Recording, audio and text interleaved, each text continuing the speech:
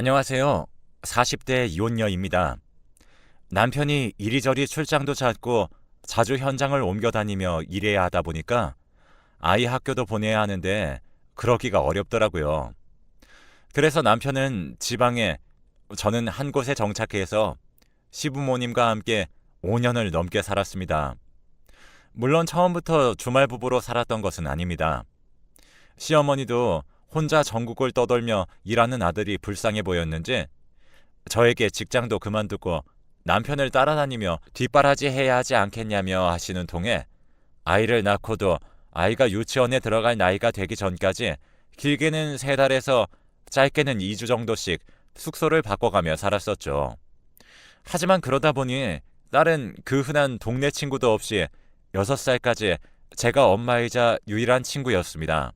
남편도 그런 딸에게 못내 미안한 마음이 있었는지 쉬는 날이면 딸을 데리고 곧잘 놀러도 다녔습니다. 그런데 갈수록 커가는 딸을 숙박업소며 여기저기 데리고 다니다 보니 교육적으로 너무 안 좋을 것 같았어요. 6살까지 한글도 제가 가르쳐서 겨우 다 뗀 수준이었습니다. 아이를 보며 초등학교에 들어가는 것도 걱정이었고 혹시나 다른 아이들과 어울리는 방법도 제대로 모를까봐 걱정이 되기 시작했어요. 하지만 차마 입 밖으로 말을 꺼내지 못하고 있었는데 시아버님이 그런 손녀의 모습이 안쓰러우셨는지 남편은 일하러 다니고 저는 시부모님 댁과 합가해서 같이 사는 게 아이를 키우는데 더 낫지 않겠냐며 먼저 이야기를 꺼내주셨습니다. 시어머니는 여자애가 교육을 그렇게 받아봤자 무슨 소용이냐며 정 마음이 그러면 딸만 자기들에게 맡기고 저는 남편이 가는 곳을 따라다니며 뒷바라지 하라고 하셨지만요. 하지만 오히려 남편은 그런 어머니를 말리며 그동안 제가 너무 많이 고생했다면서 딸은 애 엄마가 더 잘 키울 거라고 제 편을 들어주었습니다. 남편은 자기도 혼자서 잘 살 수 있다면서 이미 10년 동안 제가 너무 고생했다면서 시부모님 댁이든 따로 집을 구하든 해서 딸과 한 곳에 정착해서 살라며 먼저 제안을 해주었어요. 하지만 따로 살림을 살려면 돈도 돈이니 시부모님과 함께 살겠다고 했습니다. 아버님은 잘 생각했다며 저와 딸을 반겨주셨지만 어머님은 못내 자기 아들이 혼자서만 고생한다는 생각에 저희가 영 마음에 차지 않는다는 것을 숨기지 않으셨습니다. 덕분에 주말이면 저는 남편이 있는 곳으로 매번 반찬이며 옷이며 몸에 좋다는 보약도 지어서 그 먼 길을 찾아갔었습니다. 아이는 처음에는 곧잘 따라갔었지만 동네에 정착하니 동네에서 만나는 친구들이 생기는 건 순식간이더라고요. 그러다 보니 친구들과 놀겠다며 아빠를 만나러 가지 않는 날도 늘었습니다. 어쩌다 남편이 일이 마무리돼서 일주일씩 집에 머무르는 날이면 이제 딸이 남편을 불편해하는 지경에 이르렀죠. 남편도 처음에는 그런 딸에게 친근하게 굴다가 점점 자기도 지쳤는지 딸과 대면대면하게 지냈습니다. 시어머니는 그런 손녀의 모습을 보고 더 마음에 들지 않았는지 딸에게 아빠에게 애교를 부려보라는 등 친구랑 약속이 있다는 말에도 가족을 위해 돈을 버는 아빠가 불쌍하지도 않냐며 이제 막 초등학교에 들어간 아이를 닥달하셨습니다. 아이는 그럴수록 아빠를 어려워하기만 했어요. 남편도 어머니를 말리긴 했지만 못내 아쉬워하는 마음이 티가 났습니다. 남편은 갈수록 주말이 되어도 집으로 돌아오지 않았고 원래 일하던 현장에서 바로 다음 현장으로 넘어가는 일이 잦아졌습니다. 그렇게 반년을 넘게 집으로 오지 않는 아들이 걱정이 되셨던 건지 어머니는 점점 평일이고 주말이고 할 것 없이 저를 등 떠밀기 시작했습니다. 물론 저도 남편이 보고 싶었고 걱정되는 것은 마찬가지였지만 갈수록 제가 찾아가는 것을 달갑게 여기지 않는 남편의 태도를 보면서 저도 점점 자존심이 상해가고 있던 와중이라 매번 왕복 하루를 꼬박 걸리는 거리를 왔다 갔다 하는 것이 지쳐가고 있었습니다. 다행히 아버님이 그런 어머니에게 그만하라고 말씀해 주셨기에 어머님의 강요는 끝이 나는 듯 했습니다. 하지만 그런 아버님의 든든한 가림막도 오래가지 못했어요. 이미 나이도 지긋하게 드셨었던지라 약간의 폐렴에도 이미 몸이 버티지 못할 만큼 노쇠하셔서 딸아이가 초등학교 3학년이 되었을 때 돌아가셨어요. 남편보다 아버님을 더 가까이 여기던 딸은 울고불고 난리가 났습니다. 어머님도 기운을 잃으시고 한동안은 방에서 잘 나오지도 않으셨어요. 하지만 남편은 일을 한다는 핑계로 여전히 집에 잘 돌아오지 않았습니다. 아버님의 장례만 치르더니 곧장 지방으로 내려가 한 달을 넘게 돌아오지 않았습니다. 아버님이 위중하시다는 소식을 전하기 위해 남편에게 연락을 했을 때에도 하루가 넘게 연락이 닿지 않았고, 연락이 다 남편이 출발할 때쯤에 아버님은 결국 남편을 기다려주시지 않고 먼저 세상을 뜨셨습니다. 장례를 치른 후 남편이 집에 들리는 주기가 더 길어지자 어머니는 직접 아들을 보러 가겠다며 자기도 성치 않은 몸을 이끌고 먼 길을 출발하셨습니다. 저와 함께 가자는 말씀도 없이 호련히 남편이 있는 곳으로 떠나신 겁니다. 그런데 남편이 있는 곳에 다녀온 후로 어머님의 행동이 완전히 딴판이 되셨습니다. 남편에게 다녀오라는 강요도 하지 않으시고 그동안 하시던 시집살이도 완전히 사라졌습니다. 어머님도 아버님이 떠나시고 기운이 없으신 건지 제가 무얼 하든 뒤에 따라다니시며 온갖 트집을 잡으시던 분이 제가 실수를 해도 괜찮다며 넘어가시는 모습에 저도 점점 마음이 약해져 갔습니다. 물론 그러던 와중에도 남편은 집으로 잘 돌아오지 않았어요.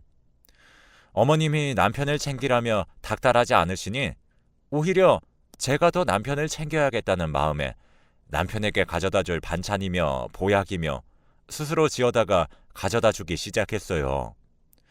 그래도 남편은 남편이라는 생각이 들어서요.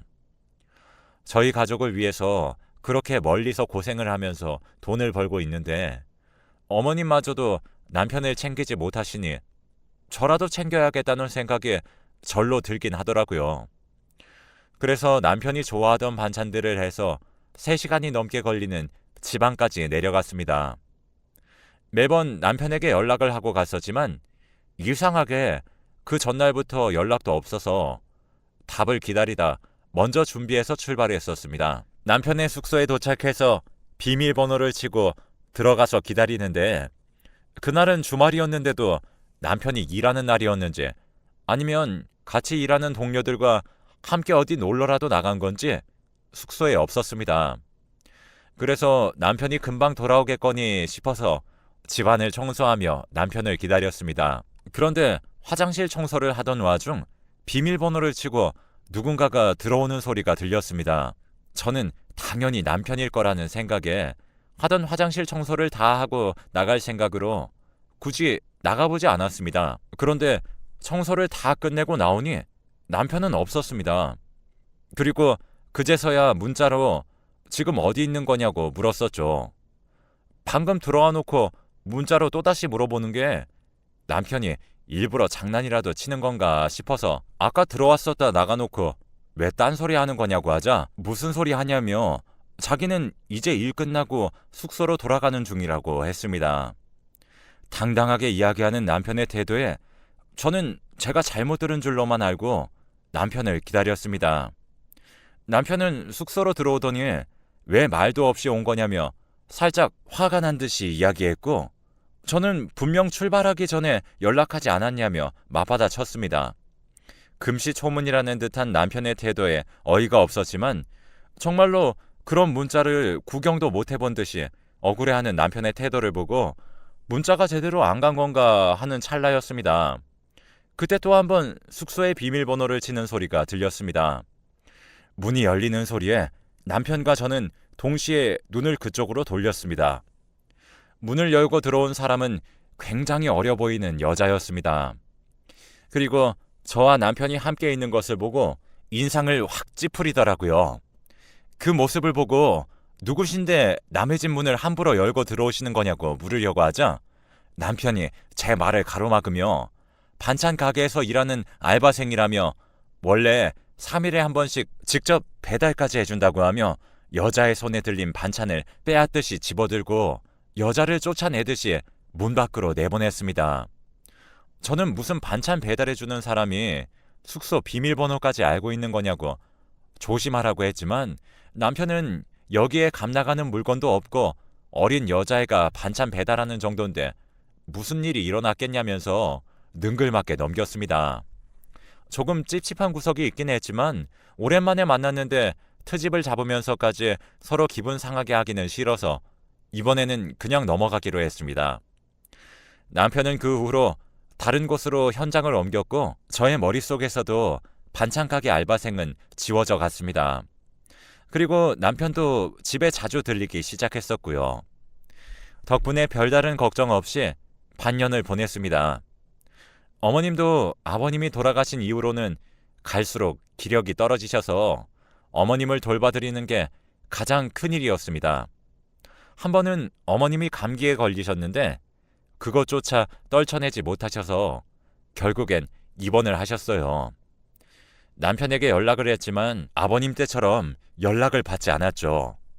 3일을 넘게 연락을 받지 않자 점점 걱정이 된 저는 남편이 있는 곳으로 직접 가기로 마음먹었습니다. 어머니는 하루 동안만 간병인을 불러 부탁해 놓고요. 딸도 친정 언니에게 맡겨놓고 금요일에 딸이 학교 마치자마자 남편이 있는 곳으로 출발했습니다. 다행히 이번엔 그다지 멀리 떨어진 곳이 아니었기 때문에 1시간 반 정도 만에 도착할 수 있었습니다. 남편이 현장을 옮긴 지 얼마 지나지 않아 처음 가보는 숙소여서 집 앞에 도착해서 초인종을 눌러댔습니다.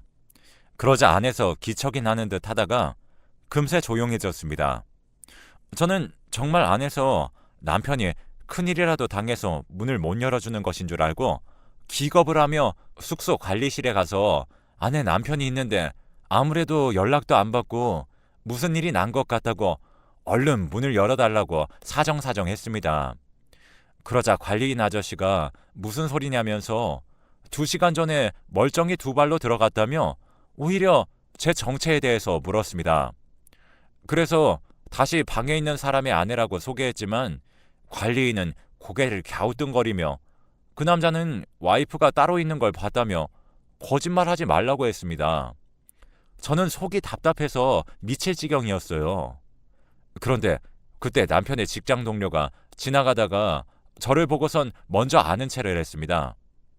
몇 번 마주친 적이 있는 분이라 저를 알아보신 거였죠. 덕분에 관리인 아저씨는 의심을 풀고 남편의 방 문을 열어주러 함께 올라갔습니다. 그리고 열쇠로 문을 열기 전에 관리인이 혹시 모르니 한 번 더 초인종을 눌러보자며 초인종을 누르며 관리실에서 왔다고 하니 아까와는 다르게 곧바로 문을 열어주었어요. 그런데 문을 열어준 것은 남편이 아니라 웬 여자였습니다. 그리고 그 여자의 뒤에 관리실에서 무슨 일이냐며 화장실에서 나오는 남편을 보고 저는 경악에 차올라 이게 지금 무슨 일인가 상황을 도무지 알 수가 없었어요. 그런데 그 여자의 얼굴을 보니 이전 현장에서 마주쳤던 반찬 가게 알바생이었습니다. 그리고 연이어 관리실 아저씨가 그 여자에게 사모님이라고 부르는 모습을 보고 순식간에 퍼즐이 맞춰졌어요. 남편은 낭패라는 표정을 가감없이 드러내고 있었어요. 옆에 있던 남편의 동료도 이게 무슨 일인가 라는 표정이었죠. 그곳에서 당황하지 않은 건 그 여자뿐이었습니다. 제가 순식간에 화가 차올라 소리를 지르며 이게 뭐하는 짓이냐며 방 안으로 들어가려 했지만 여자는 뻔뻔하게 제 앞을 막으면서 어딜 들어오는 거냐며 남편 간수도 제대로 못하는 여자면 분수에 맞게 집에서 남편이나 기다리고 있지 어디서 졸졸 쫓아오면서 오빠를 귀찮게 하는 거냐고 했습니다. 오히려 남편은 그 여자를 제치며 저에게 오해라며 자기가 다 설명한다고 나섰지만 이미 그 여자의 말에 정말 눈앞이 깜깜해질 정도로 머리로 피가 쏠리는 것이 느껴졌습니다. 그런 저를 보며 두 눈을 부릅뜨고 자기도 제 남편의 아이를 임신했다며 이제 저나 자기나 다를 바 없고 오히려 자기는 남편과 더 오랜 시간을 보냈다며 말하자 남편은 임신을 했다는 말은 처음 듣는 건지 그게 대체 무슨 소리냐며 소리를 질렀습니다. 그리고 저를 보며 자기는 혼자 멀리 떨어져 살아도 자기도 정신이 나갔었다며 바로 무릎을 꿇고 싹싹 빌기 시작했습니다. 정말 그 꼴을 보니 거짓말처럼 화가 가라앉으며 딸이 이 꼴을 안 봐서 다행이다 싶었어요. 남편이 제 다리를 잡고 미안하다며 가족과 멀리 떨어져 사니까 외로워서 잠시 그랬었던 거라며 저 여자가 작정하고 와서 자기를 먼저 꼬셨다면서 자기는 한 번도 저 여자에게 마음을 준 적이 없다고 저를 설득하려 했습니다. 남편의 모습에 있는 정 없는 정도 다 떨어져 버려 변명조차 듣기 싫었습니다. 저는 그 자리를 박차고 나오며 당신 어머님이 죽든 말든 알아서 해결하라고 하고 저는 친정 언니의 집으로 돌아왔습니다. 언니네 집에 도착해서 저를 보고 뛰쳐나온 딸의 모습을 보자 참은 눈물이 울컥하고 쏟아져 나왔습니다. 딸은 영문도 모른 채 그 고사리 같은 손으로 제 등을 토닥거리며 울지 말라고 저를 달래주었습니다. 언니도 제가 집에 도착하자마자 울자 깜짝 놀라서 무슨 일이 있었냐며 물어보았습니다. 언니에게 있었던 일을 털어놓자 언니는 화가 머리끝까지 나서 어디 그런 짓을 하냐며 인간 말종이라며 있는 욕 없는 욕을 내뱉었습니다.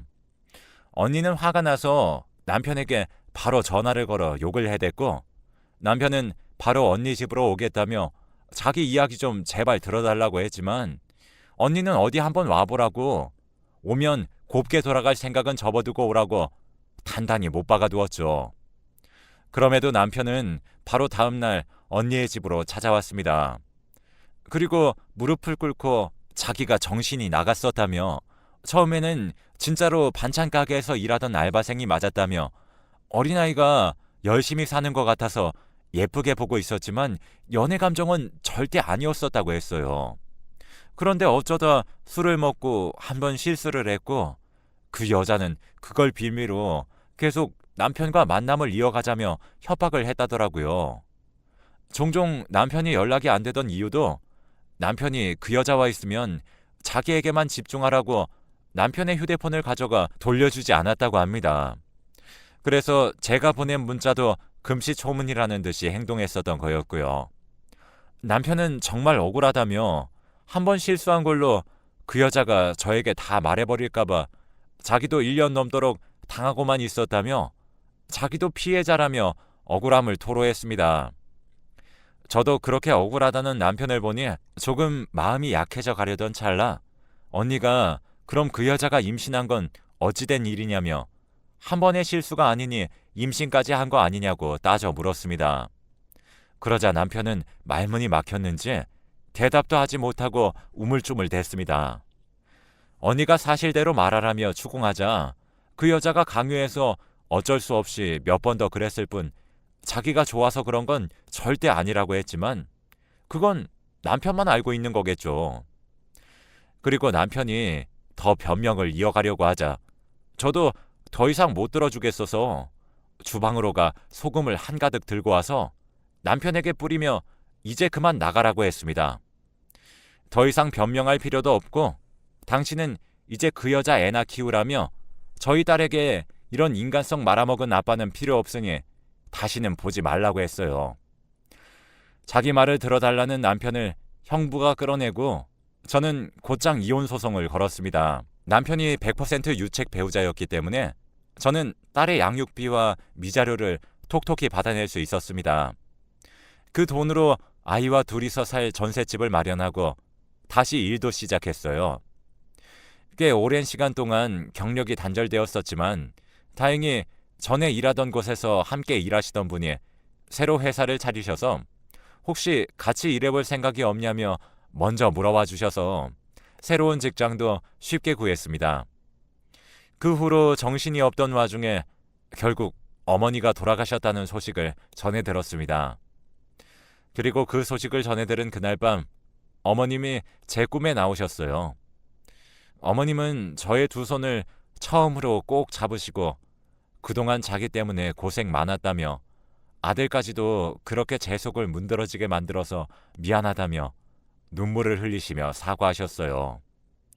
그리고 큰 건 아니지만 손녀라고 박하게 대한 것도 미안하다며 손녀를 위해서 딱 하나만 해주시겠다고 약속하였고 저는 꿈에서 깨어났습니다.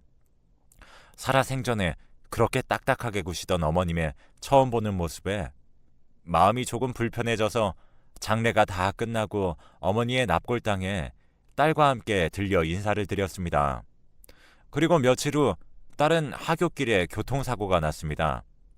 그런데 이상하리만치 딸은 어디 한 군데 크게 다친 곳 없이 작은 타박상으로 그쳤습니다. 딸을 덮친 트럭은 졸음운전을 하던 덤프트럭이었는데 심지어 딸을 치기 직전에 겨우 브레이크를 밟아 딸을 치고 나서도 한참을 더 가서 겨우 멈췄다고 해요. 지금도 그 자리에 가면 사고의 흔적이 선명합니다. 그런데 딸이 크게 다치지 않은 것을 보고 의사들도 모두 신기하다고 하면서 저희 딸을 몇 번이나 검사하고 정말로 어디 아픈 곳이 없냐며 물어댔습니다. 아무리 생각해도 딸이 그렇게 다치지 않은 건 어머님이 손녀를 위해 딱 하나 해주신다고 하셨던 것이 저희 딸이 많이 다치지 않게 해주신다는 말씀이 아니었나 생각하고 있습니다. 그 이후로 1년에 한 번은 어머님의 납골당에 찾아뵙고 있습니다. 초등학생이었던 딸이 지금은 벌써 중학교에 들어갈 나이네요. 앞으로 딸과 함께 행복하게 살 일만 남은 것 같네요. 여러분도 행복하게 사세요.